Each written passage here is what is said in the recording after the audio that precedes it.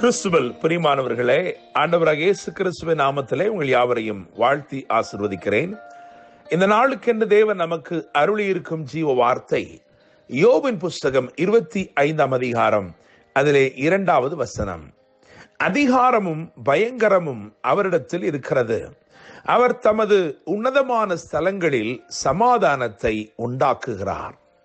என கேட்கிற தேவனுடைய பிள்ளைகளே, யோபுக்கு சிநேகிதனாய் இருந்த சூகியனான பில்தாத் யோபுக்கு பிரதியுத்தரமாக கூறும் வார்த்தைகளைத்தான் இங்கே வாக்குத்தத்தமாய் தேவன் இந்த நாளுக்கென்று அருளியிருக்கிறார். இந்த வசனத்தை கவனிக்கும் பொழுது அதிகாரமும் பயங்கரமும் அவரிடத்தில் இருக்கிறது என்று அது ஆரம்பிக்கிறது. ஆயினும் அதன் மூல மொழியிலே, அதாவது எபிரேய மொழியின் அந்த பதத்தின் அர்த்தம், அதாவது ரூட் வேர்ட் மீனிங் என்று சொல்வார்கள், அதிலே ஆராய்ந்து பார்க்கும் பொழுது அதிகாரம் ஆச்சரியம் என்று எழுதியிருக்கிறது, பயங்கரம் என்னும் அந்த இடத்திலே ஆச்சரியம் என்று எழுதியிருக்கிறது. எனவே நான் நம்புகிறேன், விசுவாசிக்கிறேன், இந்த நாளிலே இந்த வசனத்தில் 3 காரியங்கள் சொல்லப்பட்டிருக்கிறது. கவனியுங்கள். அதிகாரம் என்று ஒரு வார்த்தை இருக்கிறது, ஆச்சரியம் என்று ஒரு வார்த்தை இருக்கிறது, இன்னும் ஒன்று சமாதானம் அல்லது அமைதல். எனவே நான் நம்புகிறேன், இந்த நாளிலே தேவன் தம்முடைய அதிகாரத்தை உங்கள் வாழ்க்கையிலே செயல்படுத்தி ஆச்சரியமான காரியங்களை செய்ய போவதினாலே ஒரு பெருத்த அமைதல் ஒன்று உங்களுக்கு விளைகிறது.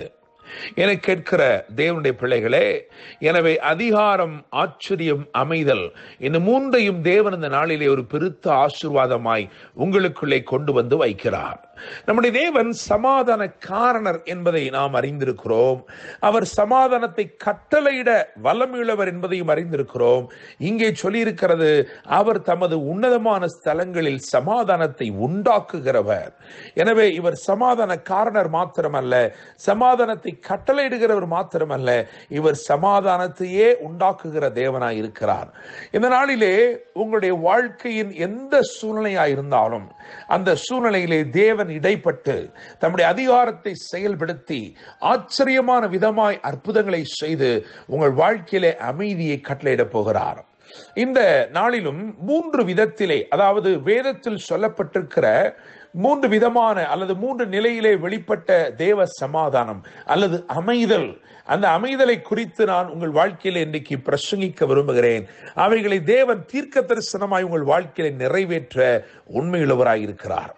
முதலாவதாக 2 நாளாகமத்தின் புஸ்தகம் 23ஆம் அதிகாரம் 21ஆம் வசனம் மற்றும் 2 ராஜாக்களின் புஸ்தகம் 11-20 ஆகிய வசனங்களை கவனிக்கும் பொழுது அங்கே வேதம் ஒரு மிகுந்த அமைதலை குறித்து பேசுகிறது. அத்தாளியால் அதம் பண்ணப்படுகிறாள், அது நிமித்தமாய் ஒரு பெரிய மகிழ்ச்சி பட்டணத்திலே உண்டாகிறது. நகரத்தில் ஒரு பெரிய மகிழ்ச்சி மாத்திரமல்ல, ஒரு பெரிய அமைதல், அமெரிக்கை உண்டானது, அமைதல் உண்டானது என்று வேதம் நமக்கு சொல்லுகிறது. என கேட்கிற தேவனுடைய பிள்ளைகளே, இங்கே அத்தாளியாள் யார் என்று கவனித்தால், அவள் தேவ ஜனத்தை, அதாவது ஆளுகை செய்கிறவர்களை அதம் பண்ணினவள். 2 நாளாகமத்தின் புஸ்தகம் 22ஆம் அதிகாரம் 10ஆம் வசனத்தை கவனிக்கும் பொழுது ராஜ வம்சத்தாரை அவள் சங்காரம் பண்ணினதாக வேதம் சொல்லுகிறது. ஆளுகையை அபத்தமாக்க நினைத்த அத்தாளியாள். எனவே இவள் எப்படிப்பட்ட கிரியைகளை செய்கிறாள் என்று சொன்னால், உங்கள் வாழ்க்கையிலே வருகிற மேன்மைகளை விழுங்கி போடுகிறவளாய் இருக்கிறாள். உங்கள் வாழ்க்கையிலே நீங்கள் ஆண்டு கொள்ளும்படிக்கு மேன்மையான நிலைகள் உங்களுக்கு உண்டாகும் போது அந்த மேன்மைகளை விழுங்கி போடுகிறவளாய் இருக்கிறாள். இந்த நாளிலே கர்த்தர் சொல்லுகிறார், அப்படிப்பட்ட சகல துர்க்கிரியைகளையும் அப்படிப்பட்ட சகல பொல்லாத கிரியைகளையும் தேவன் அகற்றுகிறபடினால் உங்கள் மேன்மைக்கு நீ தடையில்லை, உங்களுடைய வாழ்க்கையின் நன்மைக்கு நீ தடை இல்லை. You will definitely be elevated and be established. நிச்சயமாய் நான் நம்புகிறேன், தேவன் அந்த நாளிலே செய்திருக்கிற அற்புதத்தின் நிமித்தமாய் ஒரு அமைதலை கட்டளையிட்டிருக்கிறார். இந்த அமைதல் உங்களை உயரங்களிலே கொண்டு போய் அமர்த்த போகிறது. 2வதாக சங்கீதங்களின் புஸ்தகம் 107ஆம் அதிகாரம் 30ஆம் வசனத்தை கவனிக்கும் பொழுது அங்கே அமைதல் உண்டானதினாலே சந்தோஷம் உண்டாயிருக்கிறதை குறித்து வேதம் எழுதியிருக்கிறது. மாத்திரமல்ல, நாடின துறைமுகத்தில் அவர்களை கொண்டு வந்து சேர்க்கிறார் என்று எழுதியிருக்கிறது. இந்த 2வது அமைதல் தேவன் அமைதலை ஏற்படுத்துகிறார். காரணம், நீங்கள் தடையின்றி உங்கள் இலக்குகளை அடையும்படி தேவன் உங்களுக்கு உதவி செய்கிறார். You shall surely reach your destiny. நீங்கள் எதை அடைய வேண்டுமோ, எந்த கரையை அடைய வேண்டுமோ, அந்த நாடும் துறைமுகத்திலே உங்களை கொண்டு வந்து சேர்க்கும்படிக்கு ஒரு அமைதலை தேவன் அந்த நாளிலே கொண்டு வருகிறார். எவைகளை அதட்ட வேண்டுமோ அவைகளை அதட்டி, எவைகளை அமர்த்த வேண்டுமோ அவைகளை அமர்த்தி ஒரு அமைதலை தேவன் கொண்டு வருகிறார், கட்டளை இடுகிறார். காரணம், நீங்கள் நாடும் துறைமுகத்திலே உங்களை கொண்டு போய் சேர்க்கும்படி, தம்முடைய வார்த்தையின்படி அறிவிக்கப்பட்ட அந்த துறைமுகங்களில் உங்களை கொண்டு போய் சேர்க்கும்படிக்கு ஒரு அமைதலை தேவன் கட்டளையிடுகிறார். தேவனுடைய பிள்ளைகளே, மூன்றாவதாக மார்க் 4ஆம் அதிகாரம் அதிலே 39வது வசனத்தை கவனிக்கும் பொழுது, அவர் காற்றை அதட்டுகிறார், அங்கே மிகுந்த அமைதல் உண்டாயிற்று என்று எழுதியிருக்கிறது. இந்த அமைதல் எதற்காக உண்டாக்கப்பட்டது என்பதை ஆராய்ந்து பார்க்கும் பொழுது, அடுத்து சொல்லப்பட்டிருக்கிற அதிகாரத்திலே தன் வாழ்க்கையை தொலைத்த ஒருவன் இருக்கிறான். வஸ்திரம் தெரியாமல் அவன் இப்பொழுதே வாலிபனாய் இருக்கிறவன் இப்பொழுதே அவன் கல்லறைகளிலே குடியிருக்க துவங்கிவிட்டான்.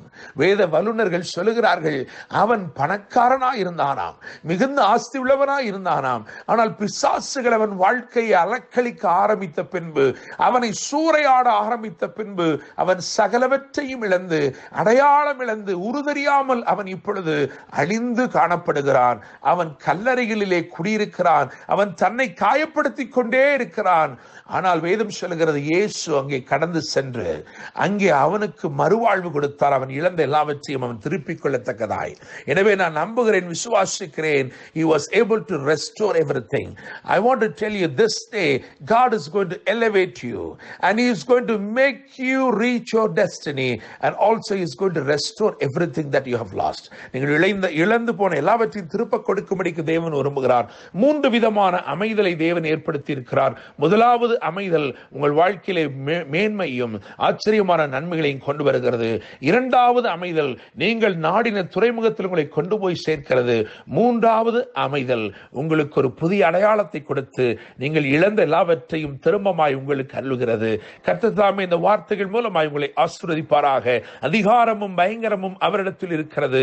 அவர் தமது உன்னதமான ஸ்தலங்களில் சமாதானத்தை உண்டாக்குகிறார். கர்த்தர் தாமே உங்களை ஆசீர்வதிப்பாராக. இந்த வார்த்தை நிமித்தம் மேன்மைப்படுத்துவாராக. என்று அன்புடன் pastor Daniel Moses. God bless you.